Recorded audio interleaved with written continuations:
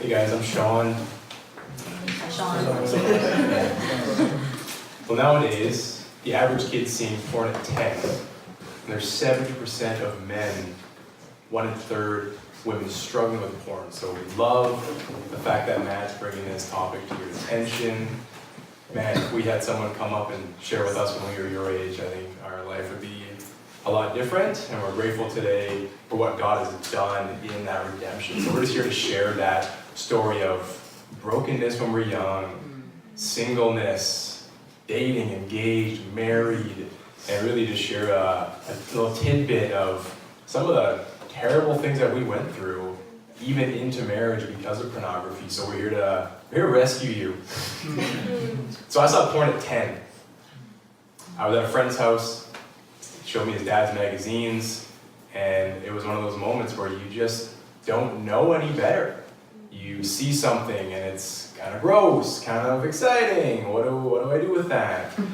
And my parents never talked to me about sex. My parents never talked to me about anything other than sports. Or at least, when you see a naked woman, it changes your brain, literally, and we'll get into that a little bit. But I remember running home and not knowing what to do with that. And I wasn't a Christian at the time, so I just can remember a young child at home with wounds and pains, and that's one of the biggest things nowadays is parents just aren't talking to their kids about the things that matter. So we feel emotionally distant. We feel like we don't know who to talk to. We're embarrassed. We keep things in secret. So I just wanted to bring it back to maybe your age, and I remember those moments where I only got affirmed from my dad when I scored a goal at the cross or something like that. And I know there's that hole that was in my heart that it was easier to go watch pornography than it was to talk to my parents. So just kind of fast forward from there, I remember getting heavily involved. I was pretty well fully addicted by 13, and you can just imagine what that did to my view of women, of myself. It was not good. I actually don't even remember talking to women until I was 16 because I was so scared of what they would think of me. And that's one of the things I wanted to share quickly on is pornography will skew your brain because we look at the videos and it's fake. There's nothing real going on there. And as men, we start comparing that we're not good enough, or is that what we have to do? And there's just all these questions we start asking ourselves. And how can we live God's purpose if we're looking at the Satan's plan with pornography and videos online? So my childhood was very, very dark, very scary, and I look back today, and if I had God in my life, if I had somebody who was open to talking to me about these topics, I really feel like today would be different.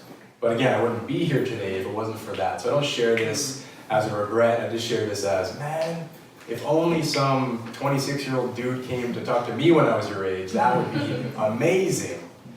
So fast forward, in my teenage years, still not a Christian, just seeking that pleasure and comfort that the world tells us we are able to get, supposed to get, and are deserving of. And just as a guy who lived this life pre-Christianity, it is fleeting, it does not please anything. It's always, you do something, and then you want it again. You do something, then you want it more. And I'm sure a lot of you were raised in a Christian home, and I think that's the one scary thing when we're raised in a Christian home that doesn't talk about sex. It's like, sex is dirty, save it for the one you marry. Isn't that kind of messed up? So I think we need to start talking about these topics because when you do get married, we actually realize the beauty of God's plan. We realize the beauty of actually saving something that's sacred because He loves us so much. So, like I said, in my teens, lots of premarital sex and those things that are fleeting and do not please at all. And even when I met Helena, I was still watching pornography. I was still struggling heavily. And I want to come at you guys with an angle of, even when you meet the one that God has for you to marry, what pornography does to your brain is it actually will chemically rewire your brain and I'm talking to some Christians here, so in Romans, Paul talks about renewing your mind. And if we're renewing our mind with the world, it unfortunately will renew in the worst way. It will rewire. It's like Play-Doh. It kind of mends and goes into the shape that you don't want. And by the time I was 22, 23 when I met Helena, I just felt God's presence for the first time, that I'd actually heard a pastor speaking on sexual immorality, just starting to go to church for the first time. And I just remember him saying, you can be free from pornography.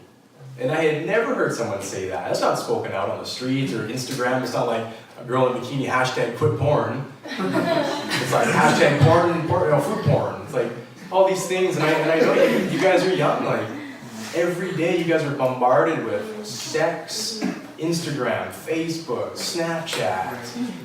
Like they literally just took that Snap Cash off Snapchat because they were using that to actually sexually traffic women. And these are some things that I think the young generation just doesn't know. And as soon as I started figuring this stuff out, it really started changing me. But where God entered my heart was in this sermon about the church of Thyatira, sexual immorality, and I just saw for the first time hope. And then I started letting God into my heart. And I know Matt wanted to share a little bit about that past brokenness and how God can mend that. And I think the best way to sum it up would be through Helena. God used her in crazy ways. I had brought pornography into our marriage for about 2 months. And what God did with Helena is Helena actually started setting these boundaries around my actions and doing things that I had never heard of doing or had anyone do for me. So the healthy sexuality that I learned through Helena and through his church was, man, God isn't holding off sex to torment us. God isn't telling us to be pure to torment us. He's actually doing it to help us realize the greatest of pleasure. And the idea of that is living in my teens, doing all the things I thought would please me, never actually pleasing me. I remember one day having a friend over, and I was just like, Trey, what do you think of this like no sex before marriage thing? And he's like, I don't know, man. I think it's actually a really good idea. Like, I've tried everything and it just doesn't work. Like, man, like there's got to be something else out there. And it's so hard in this world to understand why God would want us to wait. So if I can just bring hope to that question, because I think we're so young and immersed in sexuality that it's like, well, why wait? Like everyone out there is having it. So I know we're going to be talking a little bit more about that, and Helena will talk a bit more about that. But the moment that I realized that there's something greater for me, it was actually the way I was able to quit pornography.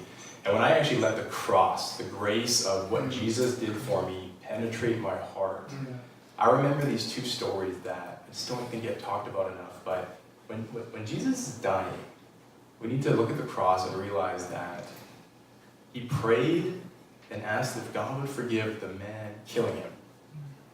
And if anybody in here is struggling with anything and doesn't think God's grace is enough for them, we need to be reminded that he literally prayed for the guy stabbing him in the side. And the second story is that there were 2 criminals hanging on a cross beside Jesus. And they're hurling insults at him. And one of them just decides to surrender his life in that moment. And Jesus says, you will be with me in paradise. And he didn't ask, what did you do with your life? He didn't even take account to what this guy had done with his life. But in that moment, there was grace and forgiveness. And I know that was one of my battles, was shame and just this self-hatred. Like, how can I quit something if there's no forgiveness? And just learning about the love of Christ really is what allowed me to heal. And the benefits of what that has done, man, if I can just share with you guys really quick on the benefits of not having that stuff in your life. You'll wake up every day with a clarity of mind, actually being able to accept the love of Christ, so show up on Sundays to church and actually hear a message and say, that's for me. Like I can actually accept that the cross was for me. Your relationships will change. You guys, I'm excited to hear from Danny and Desiree. It sounds like they have an amazing story of going from that seeking when we go from seeking somebody on dating websites and all these things we do nowadays to just resting in the Lord, pornography will speed up everything and then it'll come crashing down. So my hope is that you guys will hear the benefits of what can happen in a marriage. Obviously you guys are pretty far from marriage, I would imagine. But if you guys can just imagine what it's like to actually date in a healthy way, hold hands in a healthy way, actually be around a girl or a guy, and not stare at the ground in shame because of what's been going on in your life, and have this clarity of heart, have a laughter. The marriage we have today is built on Christ. And when you start building your life on Christ, you see that the brokenness that once was there is just part of the story, and that the redemption we have today is why we get to stand in front of people and share, because it's not who we used to be. It's just the fact that we're adopted sons and daughters of Christ. And I just want all of you guys to know that the past does not define you, and Christ will look at you for who he made you to be. And he made you perfect in his image, and that's perfect. Anytime anyone's doubting you, anytime you want to compare to something out there, just remember that you are perfectly designed for a specific reason. No matter if someone looks better than you, there's no such thing as better when we look at Christ, because we're all made in his image. And the moment that we want to be better is usually when we start trying to fill a hole in our heart with pornography and all these other things. But we just need to get back to the gospel, back to the cross, because it'll change the way you date, it'll change the way you study, it'll change the way you have friendships, it'll change the way that you one day get married. And I know when I was your age, I thought a lot about meeting the right girl and getting married one day and having kids, and maybe I'm weird, but if only I had clarity in those decisions, that I wasn't just seeking sex and seeking pleasure, but I was seeking Christ. So if I can just leave you with one thing: Christ forgives you no matter where you are today. We know the stats, and we're not here to make you feel worse or make you feel this weight, but we're here to say we are here to help. We're here to serve you guys, and we're just grateful that this is a church that is talking about these topics. That is not found in this country, in this world today. So whatever we can do to add value, we have a website called secrethabit.ca. I don't want anyone to start writing things down and reveal what might be happening, but check it out. We're absolutely honored to be here, and we're stoked for that Q&A. We're here, man. Throw some stones at us. Let us answer let us answer some questions, and we want to know what's on your hearts and what's really causing some problems. So, God bless, guys. I'll bring out my beautiful wife, Helena.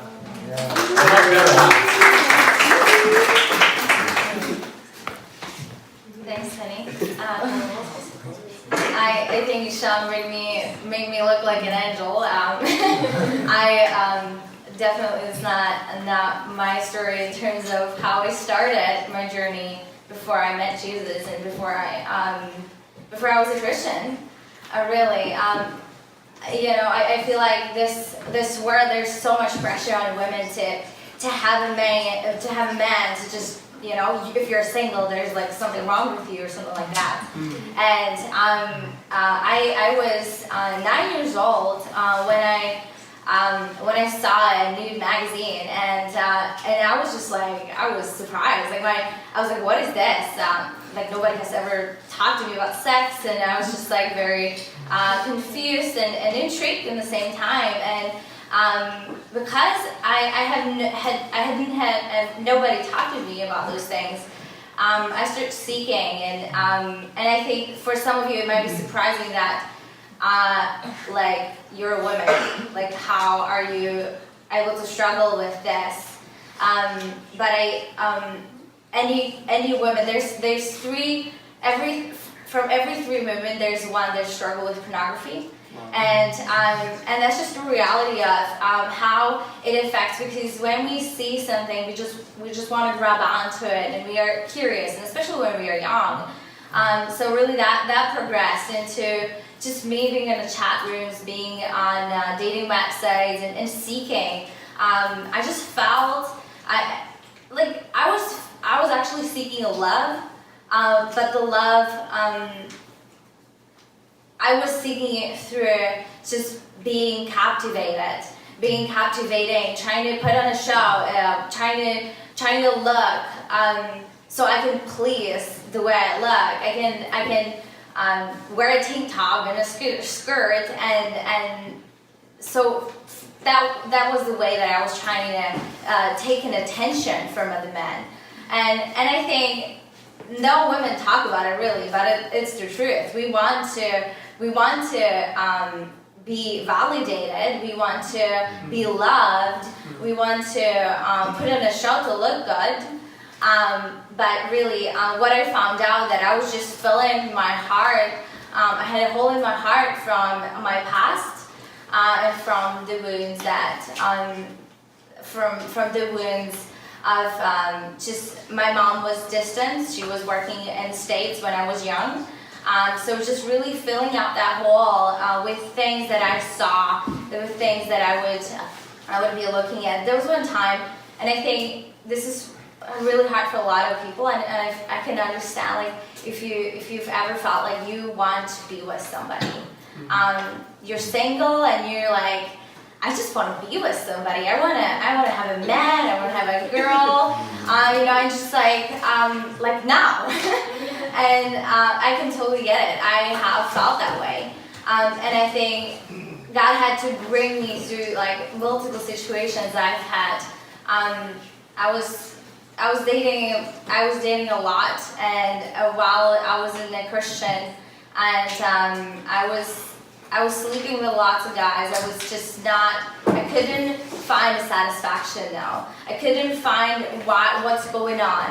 And there was a breakthrough in my life. And through this seeking, through this not able to find like what's going on, like why am I like this?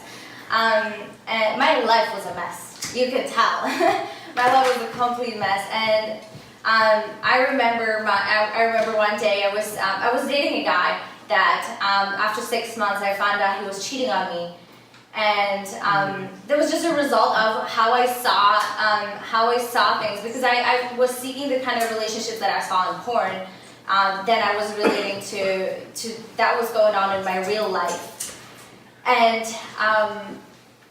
I just was feeling so devastated when I felt like somebody was cheating on me, and the whole time was lying to me. And I remember my friend, she invited me to this talk about love, and I was surprised, like, why are you inviting me to talk about love? I just broke up with this guy. I'm so pissed off. I'm like, I don't want to hear anything about love, and you're telling me to go with you. And I was like, I was kind of like battling with it, and I went at the end, and there was a breakthrough in my life where there was a couple talking about their relationship, and I was sitting back in the corner, and I was like, what's going on with me? Like, my life is a complete mess. Like, I just broke up with this guy. I don't understand relationships. I just think I was constantly seeking, and like this couple like genuinely loving each other. They genuinely had this love that I couldn't understand, and I wanted it. I wanted what they had. And later on, I found out, I saw them talking the way they really respected each other. And I found this couple was a Christian. They were a Christian couple, and they had Christ in their marriage. They had Christ in the center of their marriage. And I started seeking them out. I started pursuing them. I really learned about Jesus and learned what He wants for us. And from then on, I told myself I will not date anybody.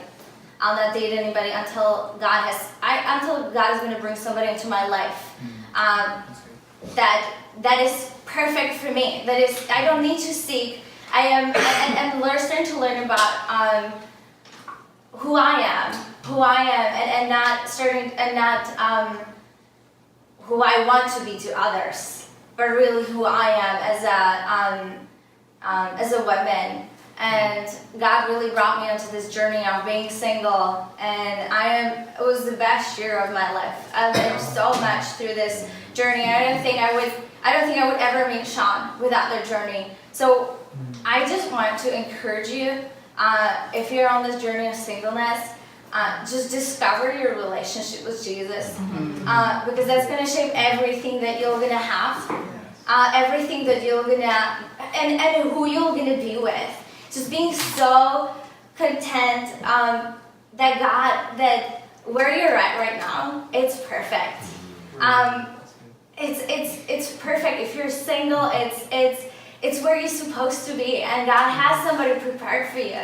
God has somebody special for you. And I even though I was such a mess, God really brought me through this, and I learned how to set boundaries around men, set boundaries on how to say no, set boundaries on who I am and what I want. Right. And really then Shawn coming into my life, we met in a Vancouver library on my first day in Canada. Totally crazy, random. Like I just came here. I'm from the Czech Republic, by the way. It's like crazy. Like literally on my first day in Canada, I meet this guy in the Vancouver library, and I did not plan to be with anybody. I was like very satisfied with where I was. And I think that's exactly how God works, and we just need to be content. I was on dating sites and everything, but where do you want to be? Like, do you want to be on dating sites seeking and just wanting all those relationships and things? Or do you want to be content and believing that God has somebody special for you? Because if you want to, you can have a somebody right now. But do you want just somebody, or do you want the person that's just perfect for you? The person that God has for you. The person that is just, it just goes natural. It's natural. You don't have to try to please anybody. Like Shawn and I, we just are crazy. And both of us are crazy. We don't have to be perfect. But it's exactly how God wanted us to be together. And I just want to encourage you on this journey of singleness, really, that it's worth it to spend it with Jesus instead of seeking. So good. I thank you for the opportunity to share.